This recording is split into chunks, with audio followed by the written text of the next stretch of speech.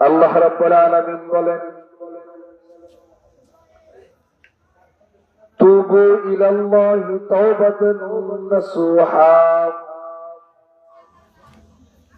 দুনিয়ার মানুষ তোমরা যারা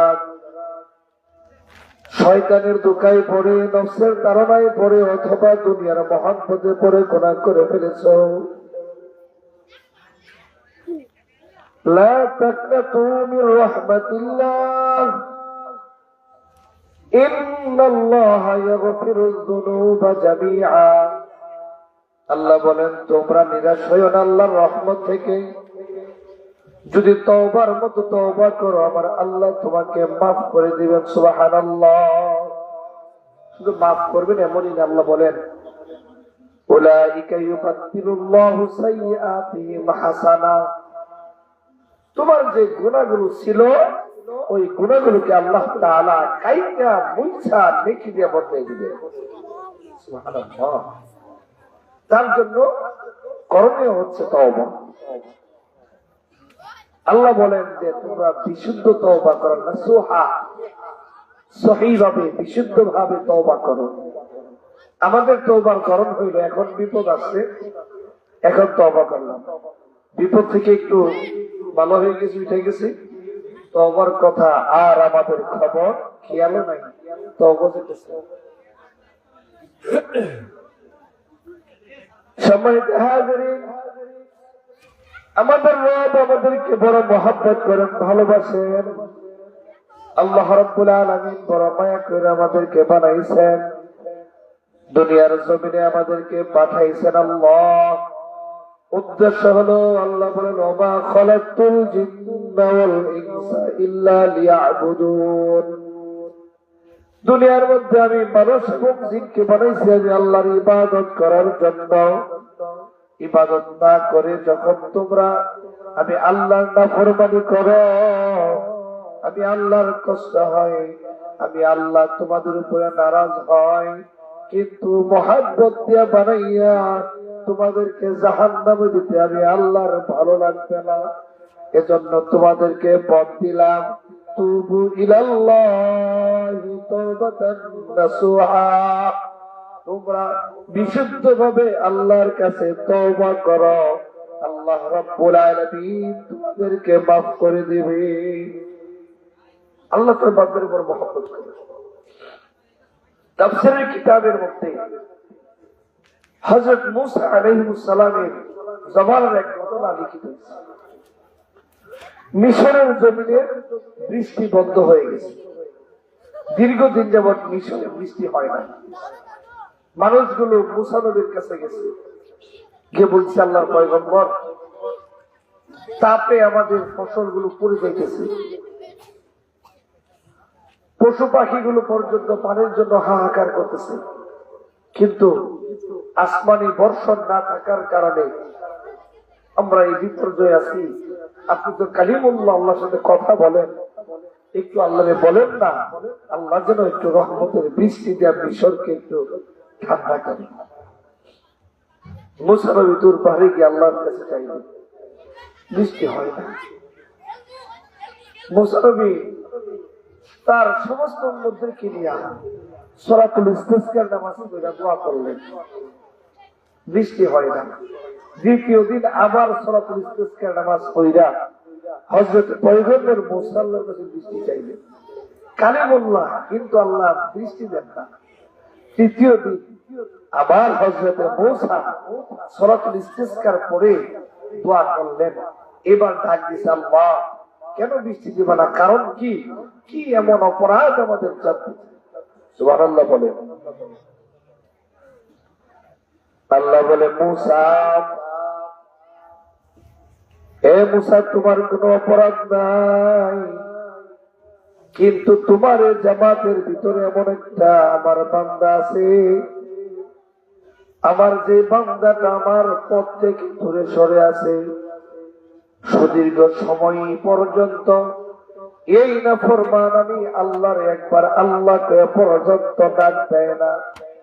আমি আমার এই বান্দার উপরে নারাজ হইয়া আমি মিশরের সমস্ত মানুষের জন্য আসমানি বর্ষণ বন্ধ করে দিয়েছি। এ মুসা, যতক্ষণে নাফরমানটা তোমার জামাতে থাকবে আমি আল্লাহ এই মিশরের মধ্যে বৃষ্টি দেব না। তুমি তোমার জামাত থেকে এই মুহূর্তে ঘোষণা করে ওই নাফরমানকে বের করে আলাদা করে দাও। আল্লাহর ঘোষণা শোনার পরে হযরত পয়গম্বর মুসা বলতেছে, এই জামাতের মধ্যে কে আছো 40 বছর পর্যন্ত আল্লাহ নাফরমানি করতেছে। এই মুহূর্তে আল্লাহ পাক ঘোষণা করছেন, যতক্ষণ এই আমাদের জামাতের ভিতরে থাকবে, এই জমিনে থাকবে, আল্লাহ ততদিন বৃষ্টি দিবে না। এই মুহূর্তে তোমাকে বলছি তুমি এই জামাত থেকে বের হয়ে যাও। একবার, দুইবার, তিনবার ঘোষণা করলেন, কেউ বের হইল না। কিন্তু তৃতীয়বার ঘোষণার পরে হযরত পয়গম্বর মুসা সহ সবাই তাকায় দেখে এতক্ষণ যেই ফর্সা আসমান ছিল, এখন ওই ফর্সা আসমানটা কালো মেঘাচ্ছন্ন হইয়া মেঘলা আকাশে পরিণত হয়ে গেছে। বলেন সুবহানাল্লাহ।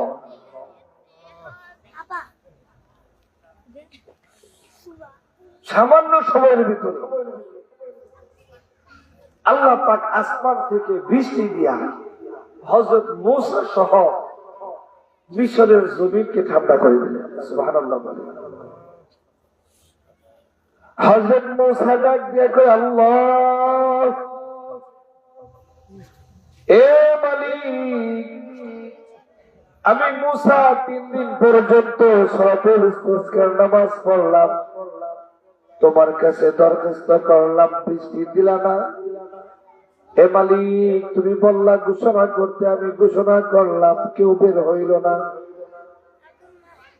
আমার দিয়ে ঘোষণা করাইলা, কেউ বের না হইতে আবার আসমান থেকে এবারে বৃষ্টি দিয়ে মিশরে ঠান্ডা করলা, কারণ জানতে চাই। আল্লাহ মুসারে বলে, আল্লাহ, মুসাকে আল্লাহ বলে, মুসা, এতদিন পর্যন্ত যে আমার নাফরমান বান্দার জন্য আমি আসমান থেকে বৃষ্টি বন্ধ করে রেখেছিলাম, এই মুহূর্তে আমার ওই বান্দার জন্য আমি আল্লাহ মিশরে বৃষ্টি দিয়ে দিলাম। মুসা বলে, আল্লাহ, কারণ জানতে চাই। আল্লাহ বলে, মুসা রে, যখন তুমি ঘোষণা করতেছিলা এই কে আসো এমন নাফরমানে এই মুহূর্তে এই জামাত থেকে বের হয়ে যাও, এই ঘোষণার পরে আমার বান্দাটা আমি আল্লাহর গফফার নাম বরাবর দাঁড় হয়ে গেছে। আমি আল্লাহর গফফার নাম বরাবর ডাক দিয়ে আমার বান্দা দাঁড়ায় গেছে, আর চোখের পানি দিয়া তার ভাঙা দিল নিয়ে আমি আল্লাহর গফফার নামের ডাক দিয়ে বলে, গফফার, তুমি না গফফার? ওগো আল্লাহ, এতদিন পর্যন্ত আমার গুনাহগুলো ঢাকিয়ে রাখছ, আল্লাহ যদি এই মুহূর্তে এই জামাত থেকে হাজার হাজার মানুষের সামনে আমারে বের করে দাও, আল্লাহ, আমি বেঁচে থেকে কোনো লাভ নাই, আমি এখানেই মরে যেতে চাই।